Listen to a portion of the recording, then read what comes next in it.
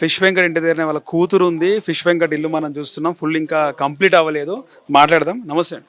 నమస్తే అండి. ఫిష్ వెంకట్ గారు ఇన్ని సినిమాలు చేసినారు. ఇల్లు చూస్తే పెండింగ్ లో ఉంది. ఎందుకు పెద్ద పెద్ద హీరోలతో చేసినాడు? డబ్బులే. డాడీ వాళ్ళ డాడీదండి ఇది, తాతది. ఓకే రీసెంట్ గా స్టార్ట్ చేసాం ఇది. ఓకే డాడీకి ముషిరాబాద్ లో ఉంది. ముషిరాబాద్ రామ్నగర్ ఫిష్ మార్కెట్ అక్కడ ఉంది.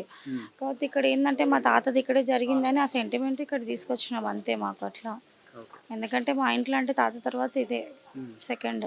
మన హాస్పిటల్లో కూడా పెద్దగా పెద్దవాళ్ళు ఎవరు స్పందించలేదు ఇప్పటి వరకు కూడా. ఏంది అసలు? ఎందుకు? డాడీ ఏం చెప్తుండే, మీ ఫాదర్ ఏం చెప్తున్నారు? అసలు ఎవరెవరు క్లోజ్ ఇండస్ట్రీలో హీరోలు అవన్నీ?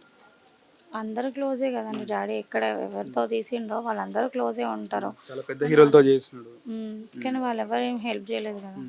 జూనియర్ ఎన్టీఆర్ కూడా బాగుంటుందని చెప్పి గతంలో మాట్లాడడం జరిగింది పర్సనల్గా. చేయలేదండి, తను కూడా హెల్ప్ చేయలేదు, కనీసం కాల్ చేయలేదు, ఏం చేయలేదు. వాళ్ళందరూ హెల్ప్ చేస్తే బతుకుతుండే. బతుకుతుండే కంపల్సరీ.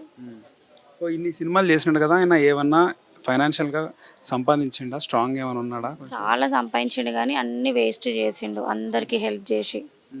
దానివల్ల ఇప్పుడు ఏమీ పెట్టలేదు, ఒక ఇల్లు మాత్రమే పెట్టింది అంతే. అది కూడా రామ్నగర్. అంతే. గతంలో రామ్నగర్లో ఫిష్ బిజినెస్ కూడా చేస్తుండే కదా, ఉందా? బిజినెస్ ఉందా ఇప్పుడు? లేదు, తీసేసినాం. అంటే చిన్న తమ్ముడు చేస్తాడు, ప్రస్తుతానికైతే ఇప్పుడు ఖాళీయే. మంత్రిలో శ్రీహరి వచ్చినారు, మెట్టు సాయి కుమార్, వీళ్ళందరూ కూడా రావడం జరిగింది. మీడియా ముందు నేనున్నా, మేము చూసుకుంటాం అని చెప్పిన వాళ్ళే అందరూ, కానీ ఎవరు ఏం చూసుకోవట్లేదు. అంటే వాళ్ళు ఏమన్నా చూసుకుంటాం, మీ ట్రీట్మెంట్ కానివ్వండి అన్నారు కదా. అంతే, మేము ఉన్నాము అనేసి అని అన్నారు కానీ మేము కాల్ చేసినా కానీ రిసీవ్ చేసుకోవట్లేదు వాళ్ళు. సో మొత్తానికి ఇప్పుడు అంత్యక్రియలు చేస్తున్నారు. సో ఇప్పుడు ఏమన్నా ఇండస్ట్రీని ఏమన్నా అడుగుతున్నారా, ఏమన్నా కోరుకున్నారా మీరు? ఇప్పుడు ఇండస్ట్రీ నుంచి అంటే ఏం లేదండి, ఎవరి ఇష్టం వాళ్ళదంతే. మనం మా దిక్కు నుంచి అయితే ఏం అడిగేది లేదు, ఏం కోరుకునేది ఏం లేదు అంతే. ఎవరు కూడా పెద్దగా స్పందించలేదు కదా. అది ఎవరి ఇష్టం వాళ్ళదండి, ఎవరి పర్సనల్ ఒపీనియన్ వాళ్ళది. ఇప్పుడు మా చావు గురించి మీరు స్పందించండి అని చెప్పి మనం ఎవరిని అడగలేము. మా చావు గురించి మీరు స్పందించండి అని మనం ఎవరిని అడగలేము.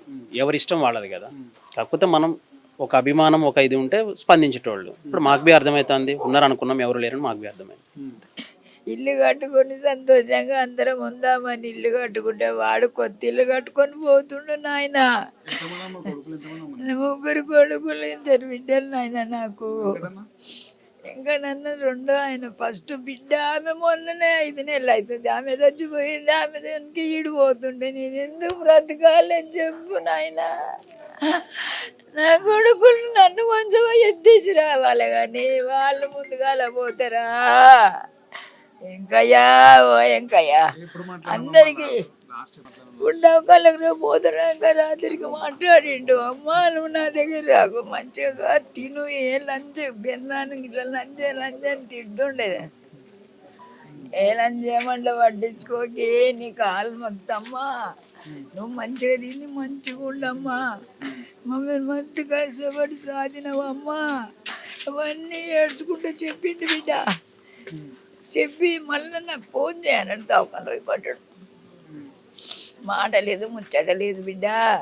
నా కొడుకు నన్ను ప్రాణమే ఈ టైం వరకల్లా అప్పుడే నాష్ట చేపిస్తుండే.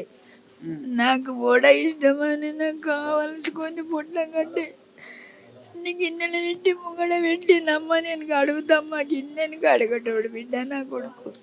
సినిమాలలో పోతాను, ఎప్పటి నుంచి అంటుండే సినిమాలో పోతాను. స్టార్టింగ్లా ఫస్ట్ చంద్రశేఖర్ ఆయన సినిమాలలో రాడా, సిరియాది కాదు, ఇంకో ఆయన రాజశేఖర్, అలా మాముంటాడు ఇక్కడ. అయితే వాడు కారు నడిపిస్తాడు కదా, కారు నడపనీకే అడిగిండు. అడిగితే నా కొడుకున్నాడు నాయన. నేను అక్కడ చేపలు అమ్ముతుండే బిడ్డ, గంపలు వేసుకొని తిరిగి. నా కొడుకున్నాడు, లైసెన్స్ ఇప్పిస్తే అలా కారు నడిపించండు బిడ్డ.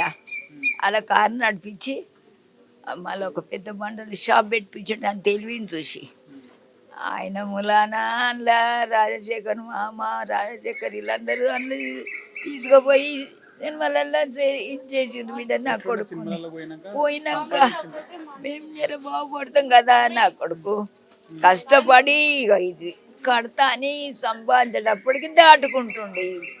నాయన మేము బీద వాళ్ళం బిడ్డ, అలా నాయనకు ఉద్యోగం లేకున్నా కూడా నేను కష్టం చేసి, నేను చేపలమ్మి రొయ్యలమ్మి కష్టం చేసి చదివిపించిన కూడా. 10 చదువుకున్నాడు. 80 స్కూల్ వేసిన గోల్కొండ చౌరత్త కాడ ఎన్టీ రామారావు స్టేడియం పక్కకు ఎంపై స్కూల్ వేసిన బిడ్డ నా కొడుకుని అందరినీ చదివిపించిన పదవదు నా బిడ్డలను కూడా చదివిపించిన బిడ్డ.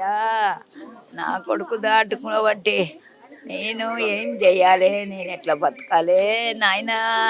హిట్ టీవీ యాప్ ఇందులో short news, live news, entertainment shows, movies, digital magazines తో పాటు మీ జిల్లా వార్తలను కూడా ఫ్రీగా చూడొచ్చు. ఇంకెందుకు ఆలస్యం, వెంటనే హిట్ టీవీ యాప్ ని డౌన్లోడ్ చేసుకుని ఫ్రీగా ఎంటర్టైన్మెంట్ పొందండి. Hit TV app. Hit TV app. Please download hit TV app. Hit TV యాప్ని ఫ్రీగా డౌన్లోడ్ చేసుకొని ఎంజాయ్ చేయండి. మీకు నచ్చిన ఎంటర్టైన్మెంట్ కోసం హిట్ టీవీ యాప్ ని ఫ్రీగా డౌన్లోడ్ చేసుకుని ఎంజాయ్ చేయండి. హిట్ టీవీ యాప్ని డౌన్లోడ్ చేసుకుని ఆస్వాదించండి, ఆశీర్వదించండి. ఇంతమంది సెలబ్రిటీలు హిట్ టీవీ యాప్ ని డౌన్లోడ్ చేసుకోండి అని చెప్తున్నారంటే ఎంత మంచి యాప్ ఆలోచించండి.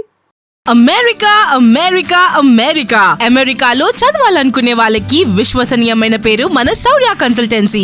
UK లో 1 year masters. UK లో 1 year masters. 2 years work permit up to 5 years visa. Contact Saurya Consultancy. Contact 89851 89851.